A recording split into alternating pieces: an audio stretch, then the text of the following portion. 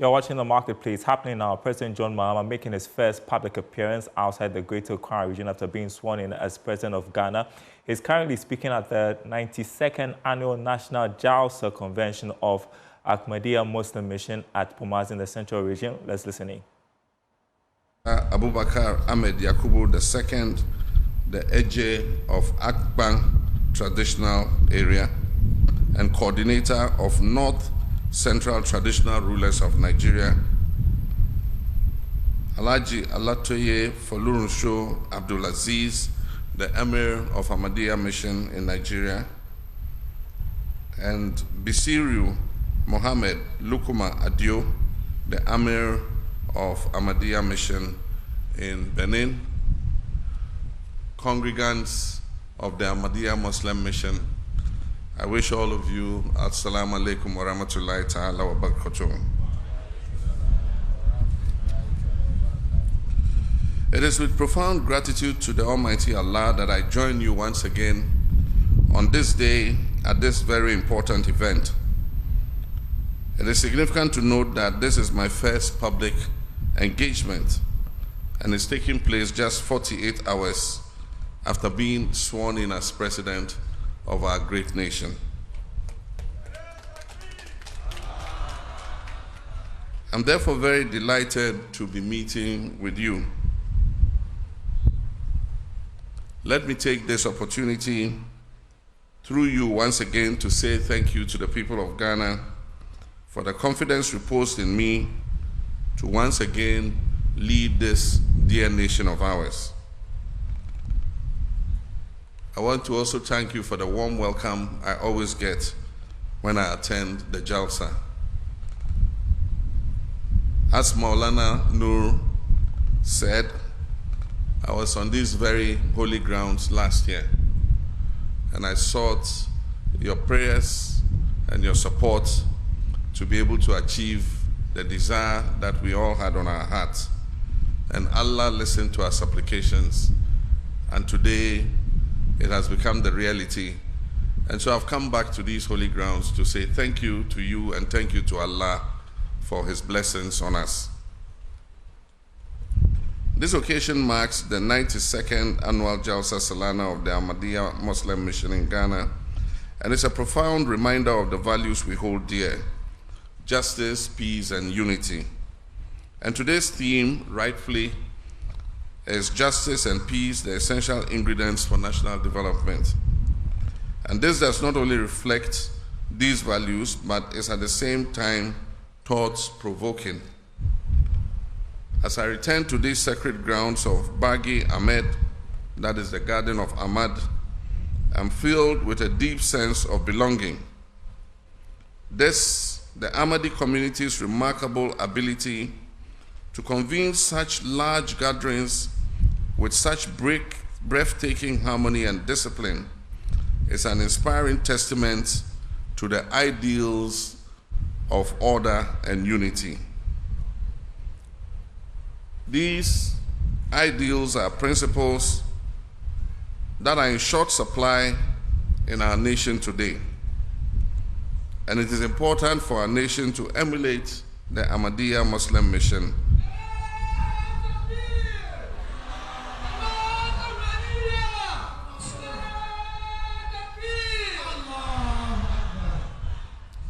Ahmadiyya Muslim Mission, especially as we navigate the challenges that lie ahead of us as a country. Before I proceed, I wish to first and foremost extend my heartfelt gratitude to the Almighty Allah for the blessings He has bestowed on Ghana.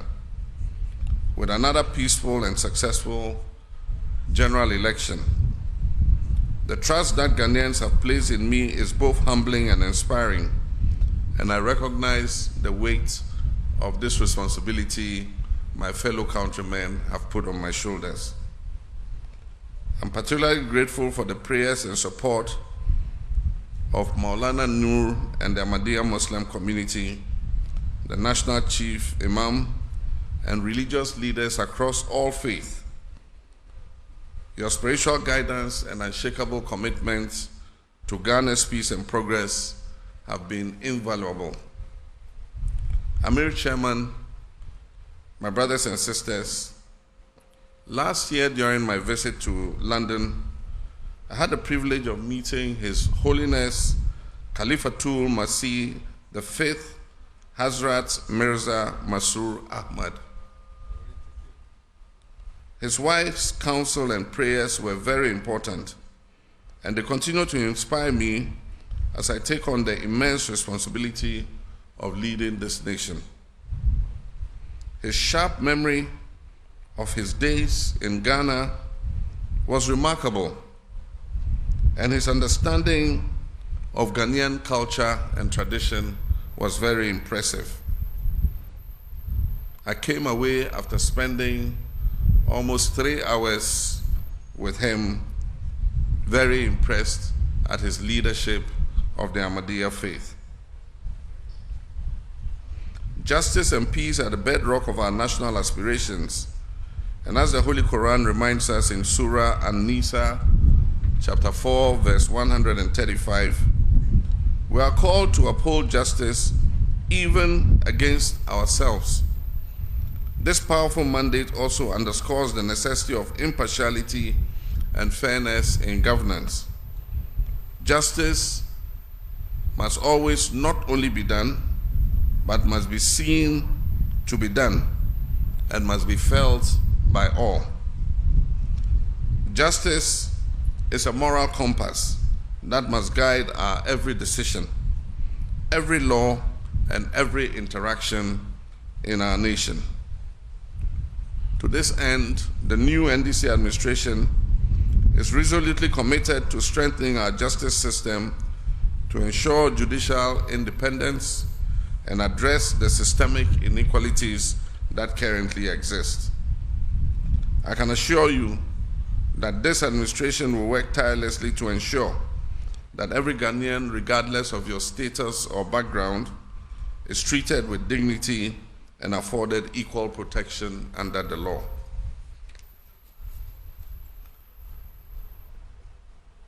Amir, Chairman, my brothers and sisters,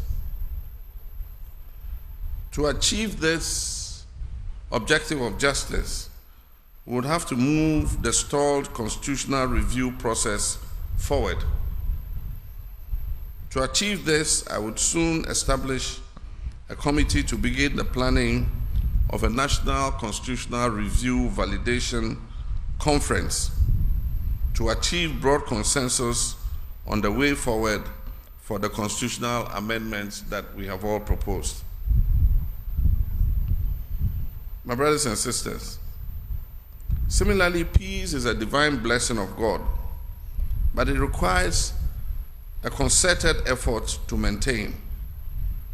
And as Prophet Muhammad, peace be upon him, taught us, peace is the foundation upon which communities flourish.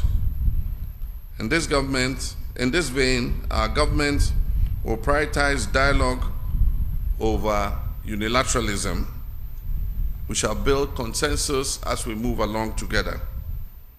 We shall encourage religious harmony and engage leaders across all faiths to continue to promote mutual understanding. The Ahmadiyya Muslim community's inspiring motto, and I quote, "Love for all and hatred for none," is a powerful example of this kind of peace and unity that we must strive to achieve as a nation. It is a call to action for every Ghanaian to contribute to a just and peaceful society. Amir Chairman, we are assuming office at a critical time in our nation's history.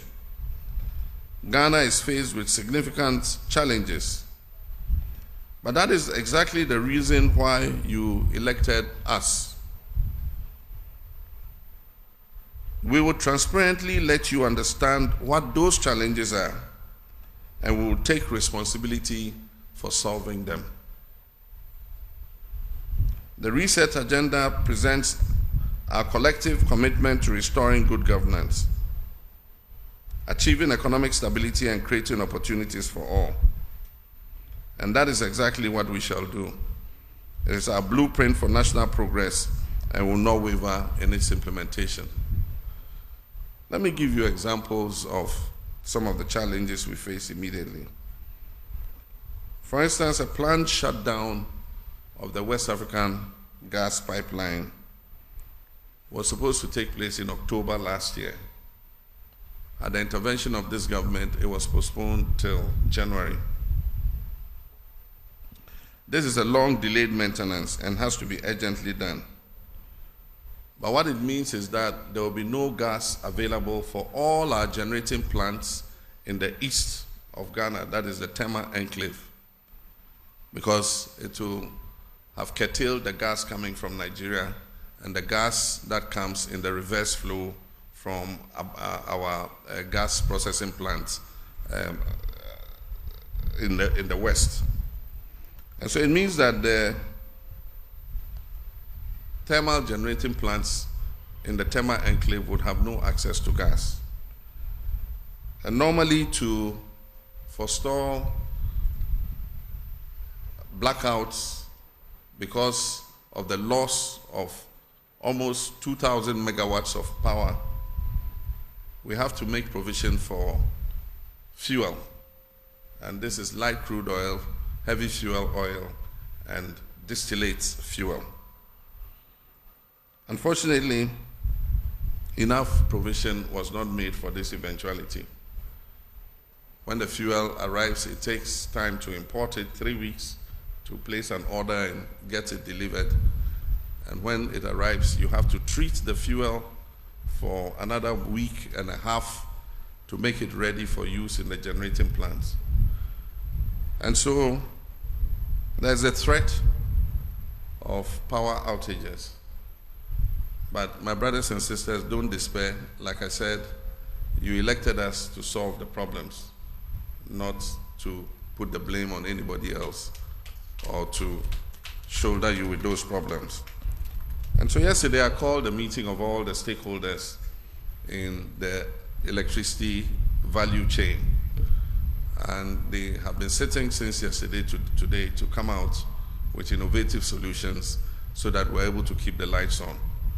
And so I can assure you, with some of the ideas they've come up with, we would make sure that your lights stay on and that we do not have dumsor, as you popularly call it.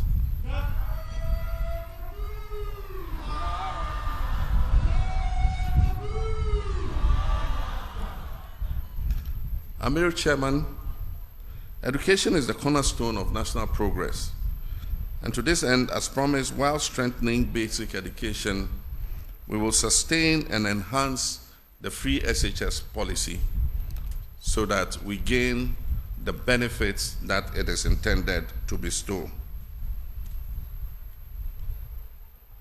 We will address challenges such as overcrowding to ensure quality education at all levels. Our plans also include free tuition for first-year students entering public tertiary institutions, the completion of abandoned e-blocks, and investments to provide equitable learning opportunities nationwide and across the whole education value chain. These initiatives will empower our youth with the skills needed to excel in a rapidly changing world. We shall emphasize technical vocational education and training so that we can produce the skilled manpower that is needed for business and industry. I'm going to set up a planning committee to start working on the National Education Review Conference that I promised. This conference will review our educational system right from the kindergarten through the basic to secondary to tertiary to technical vocational education, and identify what the hindrances to quality education are at each level of our educational system. I believe that this conference will come out with new ideas in order to provide us the outcomes that we need as a nation. Amir Chairman, a key focus of our administration is economic revitalization, as I said in my inaugural speech. This is going to be our immediate priority. How to stabilize our economy, bring down inflation, stabilize our currency, and run the economy in a transparent and accountable manner. Through a homegrown fiscal policy, we intend to alleviate the economic strain on citizens by removing some of the burdensome taxes and prioritize efficient revenue generation. It's our intention to capture more of the informal sector into the tax net so that we can fairly share the burden and incidence of taxation. The 24-hour economy policy, inspired by and tailored on global success models, will play a strategic role in this endeavor. This transformative initiative will create sustainable jobs, modernize our economy, and unlock Ghana's growth potential. In addition to this, healthcare is another urgent focus of our administration. We will prioritize investments in infrastructure and human resources to ensure accessible quality medical care. We shall continue abandoned health projects and operationalize them as key steps towards expanding healthcare access nationwide. My brothers and sisters, let me at this stage commend and congratulate the women of Ghana for the historic achievement in electing for the first time a female as the Vice President of the Republic of Ghana. By this action, we have broken the first glass ceiling to allow our women to progress even to the highest offices of the land. But there still remains one ceiling, and that is a concrete ceiling. And I assure you that myself and Professor Jane Nana Opoku-Agyeman are going to work to break the concrete ceiling so that the next generation of women can follow and aspire even to the presidency of this country.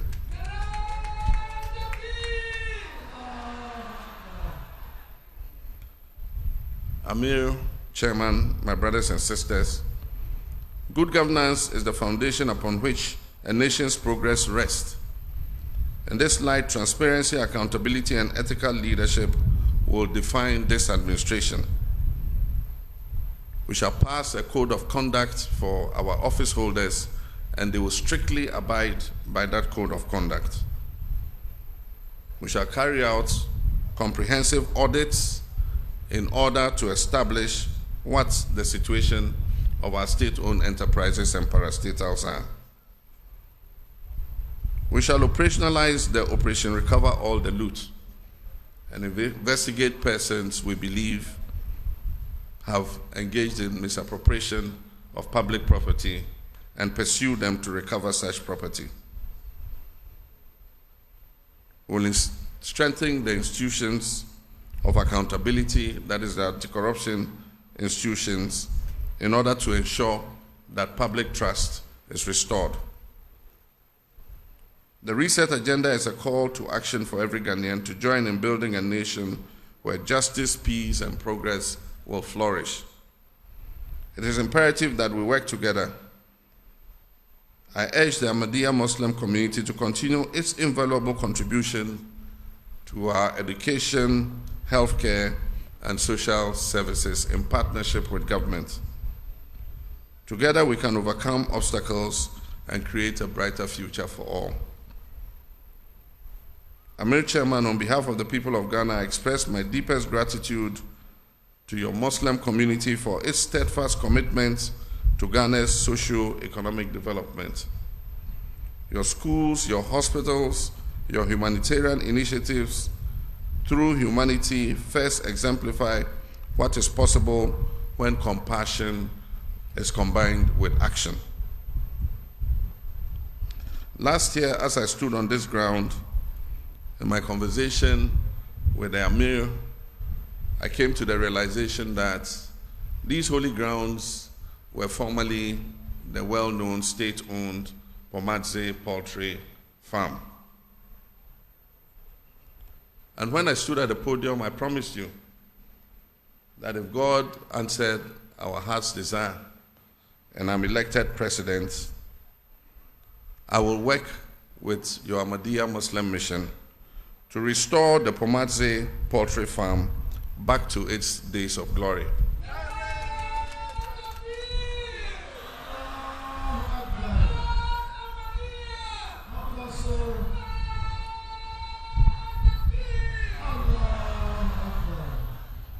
I want us to work to make the Ahmadiyya Muslim Mission one of the biggest supplier of chicken in this country.